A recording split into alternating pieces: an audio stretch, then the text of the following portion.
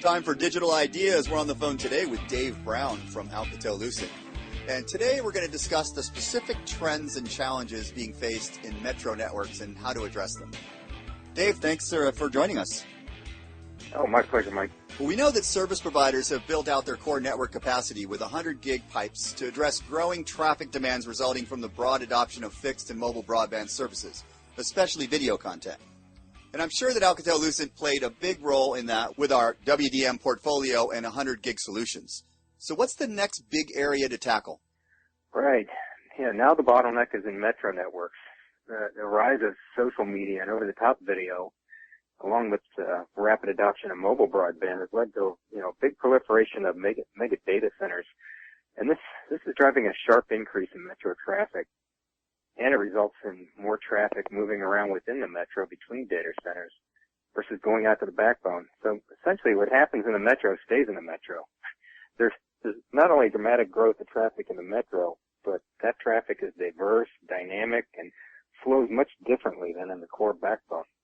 Something tells me that's not the same as what happens in Vegas stays in Vegas, right? Just a little bit.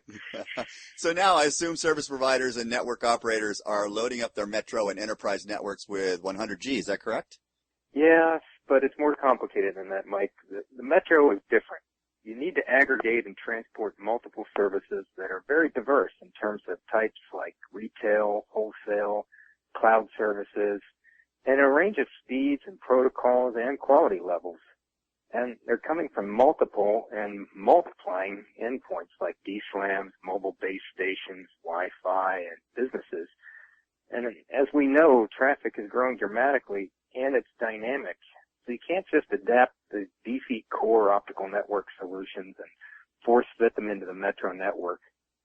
Core networks are all about capacity and reach, but today's metro networks are driven by scale and also flexibility and efficiency. You can't simply upgrade to 100 gig and think you're good to go. Well, Dave, does Alcatel-Lucent have any guidance on how to meet these metro challenges? Absolutely, Mike. We believe metro transport networks must be optimized in multiple dimensions, not just one like capacity. Today's metro transport network solution must be compact, scalable, and agile. And let me explain about each of those. First, it must be compact. Has to be highly integrated functionality in a metro form factor. It must be capable of converging multiple divergent metro networks. And it must have class-leading density and power consumption. Secondly, it must be scalable. It must scale for high-density GigE and 10 GigE client aggregation and transport. It must support 100 gig, 200 gig, and 400 gig transport. It must be multidimensional in terms of scalability on a single platform for photonic, OTN, and packet traffic. And finally, it must be agile and intelligent. What I mean by that is it must have reconfigurable multi-service and multi-layer capability. It must have distributed packet, OTN, and WDM switching, not a central switching fabric that's more suited to core networks. It has to be multi-protocol and bit rate agnostic in terms of switching. And it has to have the all-important SDN capability for support of application-driven dynamic service instantiation.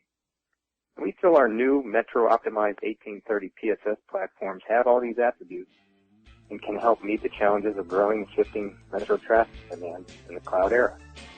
And I noticed that, Dave, you just authored a TechZine tech blog on this topic, so people can get more information there. Hey, thank you for the time today. You bet.